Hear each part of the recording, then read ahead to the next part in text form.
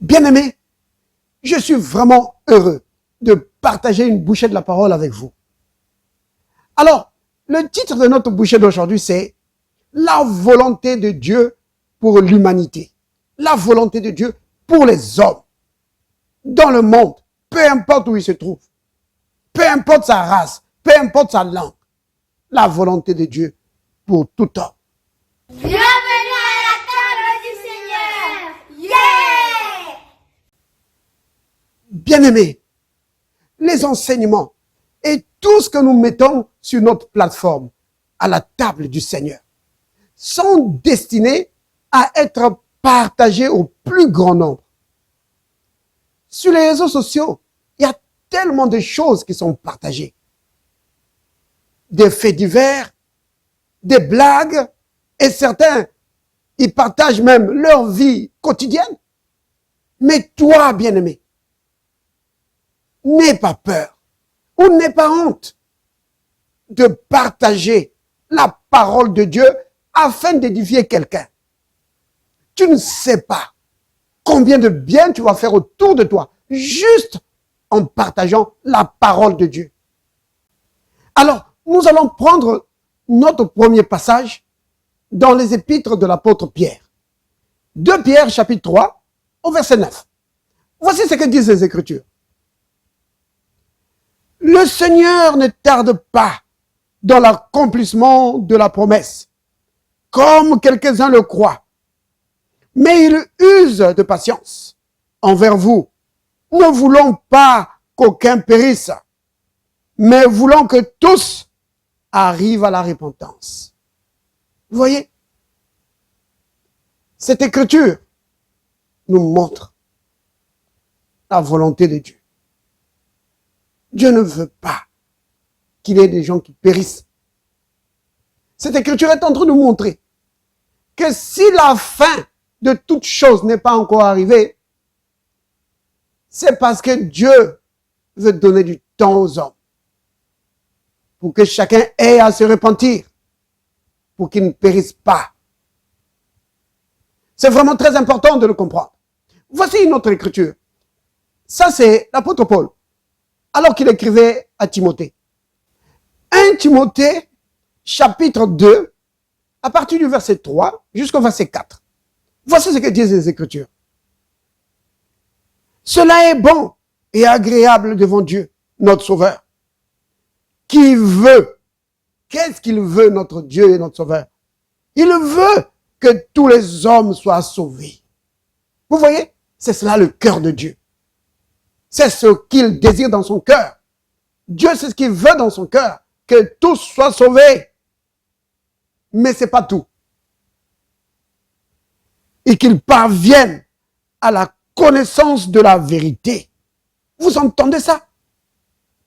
Maintenant, vous comprenez bien, aimé, que la volonté de Dieu envers les hommes, on peut le résumer en 3 points. La première chose, c'est que Dieu ne veut pas que les hommes périssent. C'est pas dans sa volonté. C'est pourquoi, dans Jean 3,16, il est dit que Dieu a tant aimé le monde qu'il a donné son Fils. Pourquoi? Afin que quiconque croit en lui ne périsse pas. Dieu ne veut pas que les hommes périssent. Il dit et qu'ils aient la vie éternelle. Donc, la volonté de Dieu envers les hommes, on peut résumer cela en 3 points. Première chose, que Dieu ne veut pas que les hommes périssent. La deuxième chose, Dieu veut que les hommes soient sauvés, qu'ils aient la vie éternelle. La troisième chose, Dieu veut que les hommes arrivent à la connaissance de la vérité par leur communion avec lui. Parce qu'il faut comprendre une chose, que quand l'homme est sauvé, Dieu appelle l'homme à la communion. Et dans cette communion, l'homme va entrer dans la connaissance de la vérité. Vous comprenez? Dieu ne veut pas seulement que nous soyons sauvés et puis c'est tout. Non, Dieu veut la communion. Dieu veut la communion pour que nous communiquions sa connaissance, pour nous communiquer la connaissance de la vérité. Alors, bien-aimés, par notre communion avec le Seigneur, par son Saint-Esprit. L'Esprit du Seigneur nous communique une connaissance profonde de la vérité, c'est-à-dire du Christ, parce que n'oubliez pas que Jésus-Christ, c'est lui la vérité.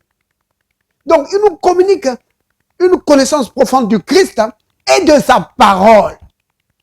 Oui. Alors, quand tu connais le Christ, tu es dans la communion avec lui et tu plonges dans la connaissance profonde de sa parole. Oh là là, qu'est-ce qui va arriver? Eh bien, tu vas vivre dans la victoire. Parce que celui qui connaît vraiment la vérité, comme le Christ le dit, il est affranchi. Oh oui, il est affranchi. Satan ne peut plus dominer sur lui. Aucune situation de la vie ne peut dominer sur lui. Il vit maintenant en maître. Il règne sur les circonstances de la vie. C'est cela la volonté de Dieu. Souvenez-vous que quand Dieu a créé Adam, le premier homme, il était destiné à régner. Le second Adam, Jésus-Christ, est venu maintenant pour susciter une nouvelle génération, une nouvelle lignée constituée d'enfants de Dieu qui vont régner sur les situations de la vie comme Dieu a prévu cela au commencement. Oui.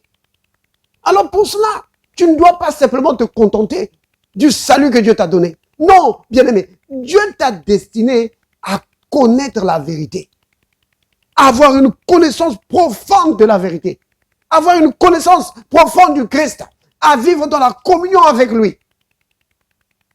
Oui, c'est seulement quand tu vis dans la communion avec le Seigneur par son Esprit Saint que les Écritures, que sa parole te sera révélée, que sa parole va devenir une réalité. C'est-à-dire que tu vas comprendre les implications de la parole de Dieu.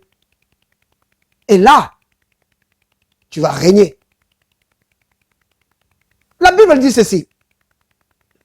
Dans Jean chapitre 17, au verset 3, il a dit que « Car la vie éternelle, c'est qu'ils te connaissent, toi le seul vrai Dieu, et celui que tu as envoyé, Jésus-Christ. » Vous voyez, la vie éternelle, le but de cela, c'est la connaissance. La communion, et par la communion, tu connais Dieu. Parce qu'il n'y a pas moyen de connaître Dieu si tu ne rentres pas dans la communion avec lui.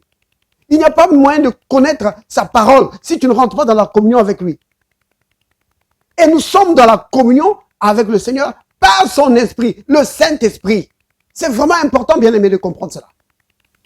Père Saint, Père juste, Père rempli d'amour et de bonté, merci pour ta volonté bienveillante.